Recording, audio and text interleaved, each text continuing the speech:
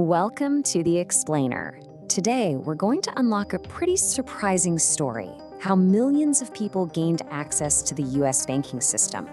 And it wasn't through some big new law, but through a tiny, hidden detail in a security act that was actually designed to lock things down.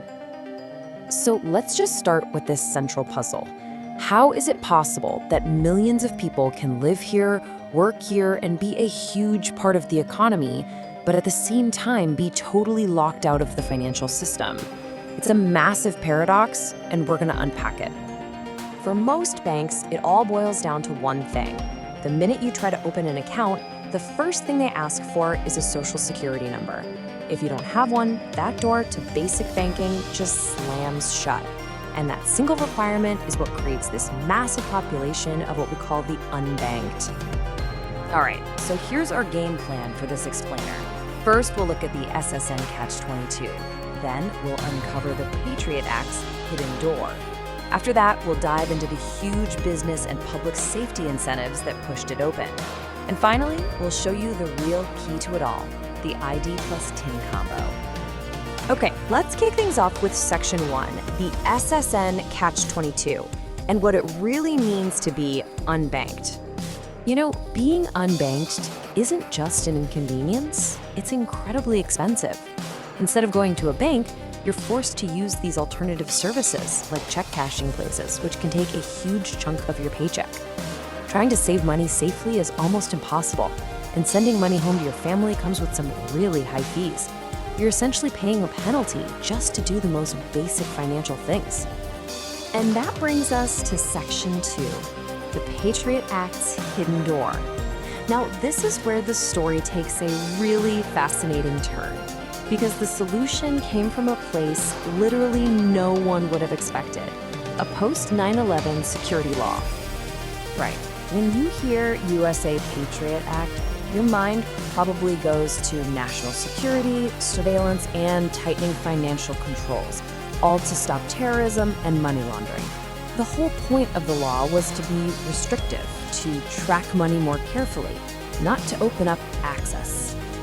But buried deep inside this massive law, in a part called Section 326, is a requirement for something called Customer Identification Programs, or CIPs. Basically, the law said that all banks had to get way stricter about verifying the identity of anyone opening an account. It was all about knowing your customer. And here it is, this is the one detail that changed everything. When the Treasury Department sat down to write the actual rules for how to do this, they made a list of acceptable identification. And on that list, right alongside things you'd expect like social security cards, they also included foreign government-issued IDs and consular cards, like the Matrícula Consular. This was huge. I mean, the contrast is just incredible. The whole intent of the law was to lock the financial system down tighter. But the unintended consequence of this one little rule was the exact opposite. It accidentally created a perfectly legal, government-approved pathway for banks to serve customers who didn't have a social security number. Okay, on to Section 3, the business incentive. So the regulatory door was unlocked, maybe by accident. But why did the banks decide to walk right through it? Well, the answer comes down to a massive, multi-billion-dollar untapped market. This number is just staggering, 80%. Now, while not every bank jumped on this, the ones that did were the biggest players in the game. Together, they represented about 80% of the entire US deposit base. They weren't just looking at a niche market. They saw a huge business opportunity. And their strategy for this was just brilliant and pretty simple. Step 1, get the customer in the door by offering the very services they were already paying way too much for, like check cashing. Step 2, build a relationship, create that trust, and establish a formal banking history. And then the crucial third step. Once you have that relationship, you can cross-sell more profitable products like car loans, credit cards, and eventually even mortgages. And was it successful? Oh yeah. In just the first year of one of these regional programs, banks opened over 50,000 new accounts using these consular cards. This wasn't just some small experiment, this was a bold rush.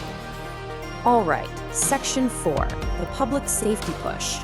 But business wasn't the only thing driving this.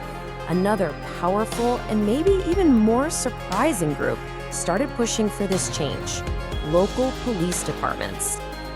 Police departments saw a really direct link between being unbanked and being a target for criminals. I mean, think about it. People who have to carry all their earnings around in cash are incredibly vulnerable to robbery. The logic was super simple. If people can put their money in a bank, they're safer, and crime rates actually go down. And this wasn't just some fringe idea in one or two cities. We're talking about over 1,100 police departments across the United States that eventually came to accept the Matrícula Consular as a valid ID. They actually became partners with the banks, promoting this as a real tool for public safety. So let's move to our final section, the real key ID plus TIN. We've got the regulatory opening, the business motive, and the community push. Now let's look at the actual actionable toolkit that this whole situation created. The other absolutely crucial piece of this puzzle is something called an ITIN, or an individual taxpayer identification number. This is a number the IRS issues specifically for tax purposes. It allows people who can't get a social security number to still file and pay their taxes. And for the banks, this was the perfect substitute they needed. So here it is. This is the toolkit. Number 1, a valid ID, like a Matrícula Consular or a foreign passport.